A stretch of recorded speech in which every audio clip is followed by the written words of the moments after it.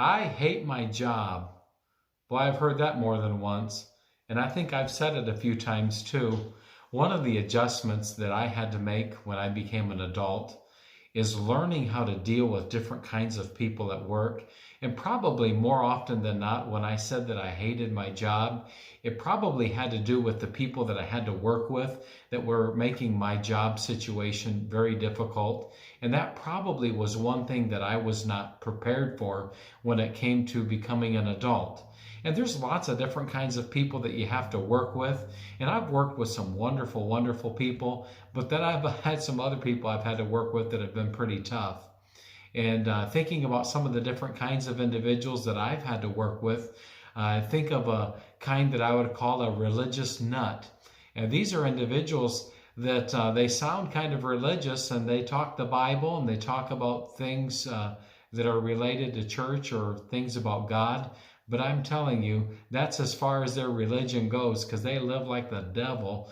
And sometimes these were individuals that were very lazy or cut corners. And I thought to myself, boy, if you're a Christian, you sure are blowing it with the way that you work with people. And then I worked with some individuals that were freeloaders. I had a guy I worked with, his name was Bud. And I would come to work and he would say, hey, David, he worked a shift before me. He'd say, hey, I didn't have time today to get to, and he'd list 2 or 3 things. Would you take care of that for me? And I thought, well, sure, I'll take care of that. And he was a little bit older than me.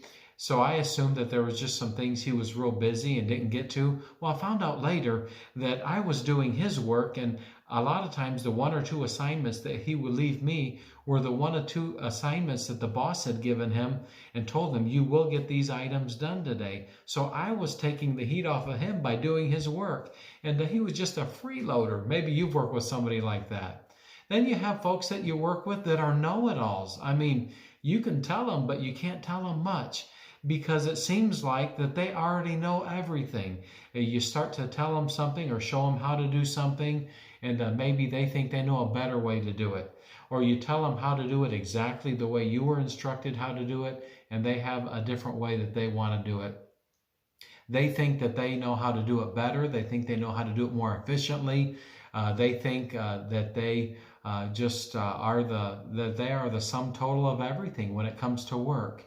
And oftentimes these kind of individuals, they're not honest about their abilities. Sometimes they have some glaring problems about their work ethic, but they don't want anybody to tell them that. And one thing I found, this people that I call know-it-alls at work, is they're really big on image. They want to look good, and they want to make you think more about them, and they want the boss to think highly of them. So they use this know-it-all attitude to promote that. Then you have the individuals you work with that I call teachers' pets. It seems like everything that they do, they want to gain favor with the supervisor or the team lead. And hey, these are the individuals. They'll weasel extra days off. Maybe you had a scheduled day off, and it turns out you look at the schedule and you were scheduled to work when you requested like a month ago the time off. And now you find, hey, they have the day off and you have to work. And man, you get upset. And they'll use any method at all to be this teacher's pet kind of thing. They'll use tears or a sad story. And I find sometimes that my boss would come to me, hey, would you help this person out because they're just going through a tough time right now. And it was just a tactic they were using. And I call these people the teacher's pets.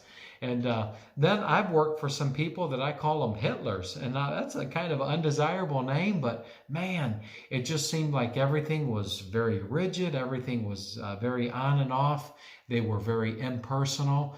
You try to establish a little relationship with them, and you might as well make a relationship with the sidewalk. I mean, they seem so cold, and it seemed like the way that they like to rule their workplaces with fear, and they always keep all the workers on edge, and they seldom ever laugh. And they come across as very robotic and very impersonal. Whenever there's a mistake at work, they're very aggressive with how they deal with you. And The only time you'd ever relax with these kind of people around is when they leave. And those are what I call the Hitler people. And then I've worked with people that are chronic complainers. I mean, it doesn't matter if it's a nice day or you're doing something fairly easy, they just complain, complain, complain. I find one thing that's similar with complainers is they always like to blame everybody else for their problem. If they're struggling at work, it's never their fault. It's either something at home or maybe they're not given the right work atmosphere. They never accept responsibility for anything. And chronic complainers, they never appreciate. You'll do something to help them out or help them, clear a table or whatever. And even though they know the problem, because they always complain about everything, but they never want to be the ones to fix anything. And they just seem like they can never correct a problem alone. I worked with a guy like this. His name was Mike. And I worked with him for probably like 2 years. And he just was probably one of the most complaining people that I ever worked with. And I said, Lord, deliver me from being this kind of person. Then you have people you work with. I call them frenemies. Okay, they're super nice and buttery to you in the front, but in a New York minute, they'll stab you in the back. These are the kind of individuals, oftentimes they'll lie about you and they'll butter you up. And you think, oh, wow, they've come around a little bit. Watch out, because they'll stab you. They'll shoot you as soon as you leave. And they never approach you about the problem. Oftentimes when you have like an employee review or you have a team meeting, you're going to find out that they went and tattled on you about something instead of coming and talk to you very directly about it. And these are the individuals that when you find out what kind of individual they are, they leave you feeling betrayed. They almost leave you feeling cheated or burned, because they're just never real to your face.